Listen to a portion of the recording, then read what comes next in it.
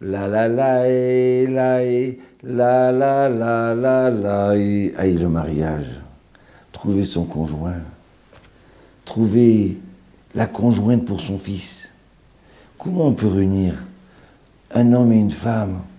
Comment on peut les réunir pour toute la vie? Regardez comme c'est merveilleux.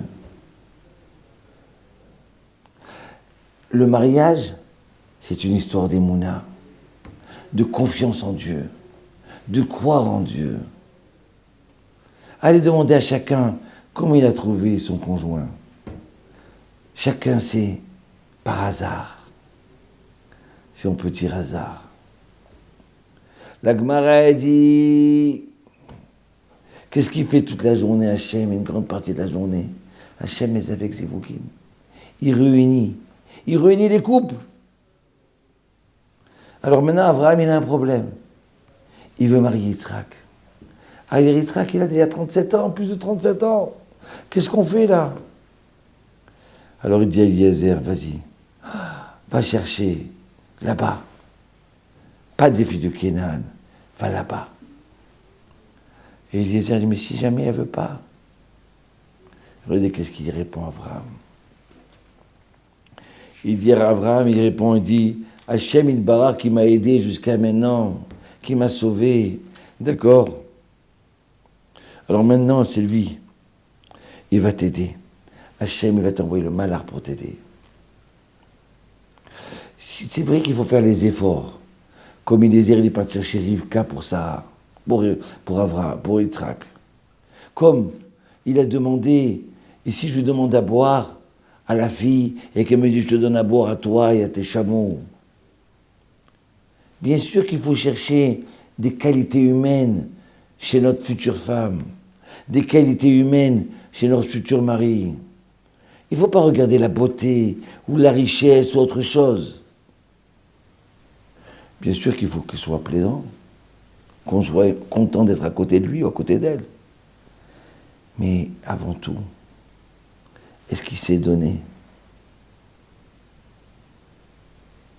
Alors, c'est ça qu'avant tout qu'il faut chercher. Mais, il faut prier. Demander à Hachem qu'il nous fasse rencontrer la personne. Ce n'est pas en cherchant du matin au soir qu'on risque de trouver. Et c'est ce qui passait avec Eliezer. Comment Yitzhak, il a trouvé Sarah, il a trouvé Rivka. Il lui dit, t'inquiète pas, Hachem, il va te donner. La Gemara dit, caché Zivugam, c'est dur. La réunion de deux êtres humains, un homme et une femme, plus dur, aussi dur que l'ouverture du miracle, de l'ouverture de la mer Rouge. Quel rapport? Quoi, c'est dur de réunir un mari et une mariée, Ken? Aussi dur que l'ouverture de la mer Rouge? Mais quel rapport? Et là, écoutez bien ça. De la même façon que l'ouverture de la mer Rouge, les Israéliens, des quoi? Ils avaient besoin de Emouna, de plonger dans l'eau, de supplier Hachem, Hachem, sauve-nous. Quand ils ont demandé ça, la mer s'est ouverte. Pareil, rencontrer son mari, rencontrer sa kala. Il faut avoir une émouna extraordinaire, une foi, une confiance en Dieu. Mais Hachem, Isha leish, de Dieu, l'homme pour sa femme. Et regardez, une autre chose encore. Quand Rivka, elle rencontre Yitzhak, et quand Rivka, elle se marie avec Yitzhak, il y a marqué comme ça, il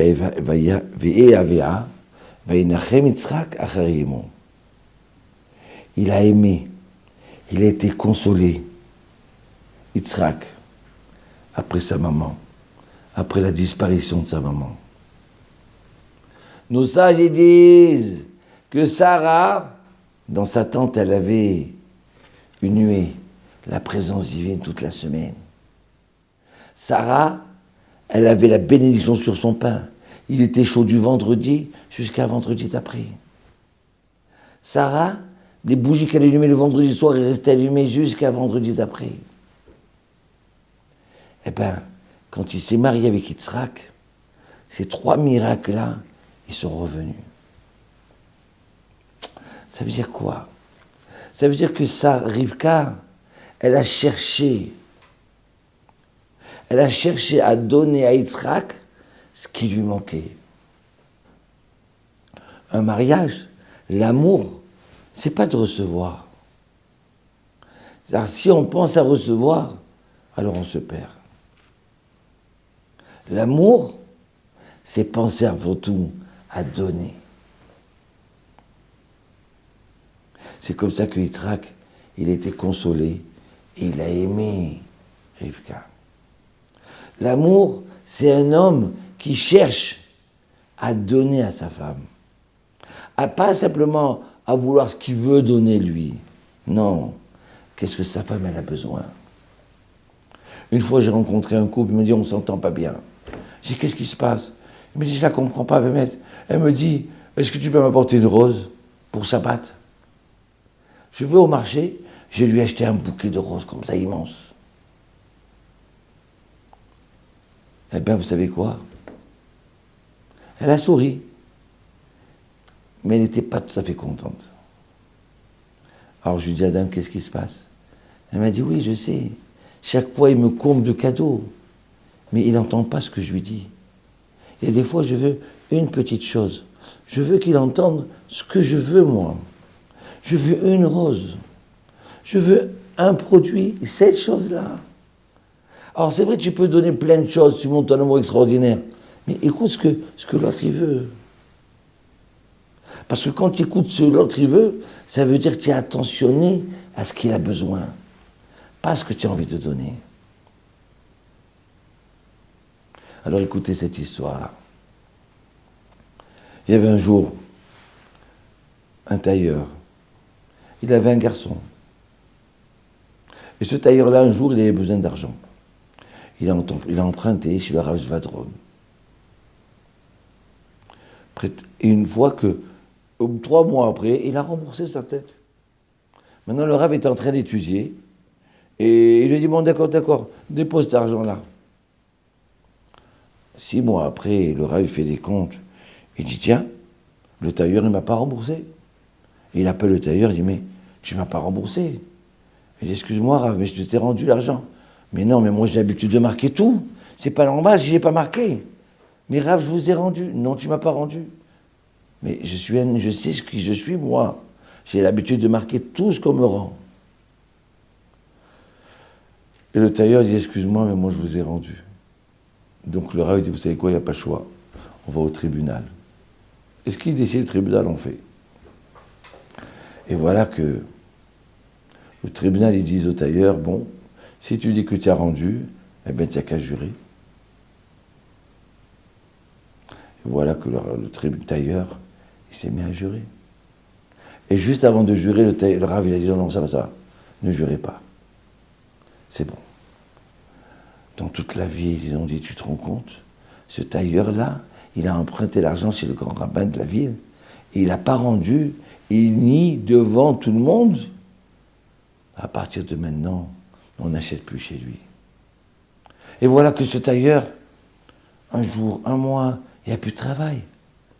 Il s'est tapé là où tout le monde le détestait à la synagogue. Personne ne lui disait bonjour.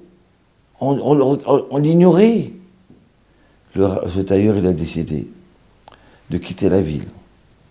Il avait trop honte. Il a pris ses enfants et il a quitté la ville. Et voilà que, quelques mois après, le Rav, il étudie dans le Talmud, dans un livre, une Gemara, et puis d'un seul coup, il voit l'argent. Oui, mais à qui c'est cet argent? Il compte. C'est juste la somme que le tailleur lui a remboursée. Oui. Oui, je me rappelle. J'étais en pleine étude à ce moment-là quand il est parti me rendre l'argent. Ouais, maintenant je me souviens. Mais alors, ouais, comment j'ai fait?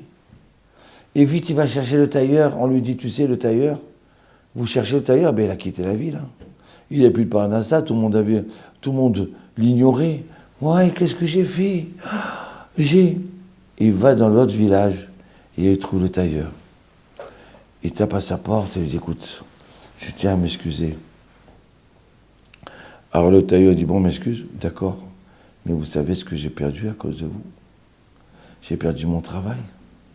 J'ai eu la honte de tout le village. Alors le Rav, il dit, écoute, à partir de maintenant, tu vas venir maintenant. Maintenant et demain, on va réunir tout le village et je vais annoncer qu'en fin de compte, c'était faux. Alors le tailleur dit, tu sais, ils vont dire, le Rav, il est tellement pur. Il a vu que j'ai perdu ma parnassa à cause de ça et que les gens, ils m'ont ignoré. Ils ne vont pas croire que j'avais remboursé. Ils vont dire, le Rav, il a eu pitié d'une famille. Alors le Rav dit, mais je veux t'aider, c'est pas possible, je veux réparer ma faute. Et puis d'un seul coup, il a dit, tu sais quoi? J'ai une idée. Moi, j'ai une fille, et toi, tu es un garçon. Je suis prêt à donner ma fille au fils du tailleur. Et là, ils vont reconnaître que si tu étais un voleur, jamais j'accepte de marier ma fille avec toi, avec ton fils.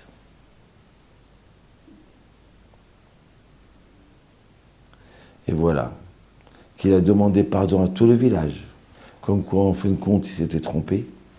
Et le mois prochain, le mariage, la fille du grand Rav avec le fils du tailleur. Aïe, aïe, aïe, aïe, aïe. Le soir, le Rav, il rêve. Et lui, tu sais, en fin de compte, Hachem Ilbarar, il voulait marier ce fils-là de tailleur avec ta fille. Mais quand vous n'êtes pas du même niveau et que tu cherchais toi le fils d'un grand Rav, alors il a fallu arriver par toute cette histoire-là pour qu'en fin de compte, tu puisses marier ta fille avec ton fils, avec son fils-là. Voilà, Akadosh Hu Mezavek Zivokim. Akadosh Hu, il réunit les couples.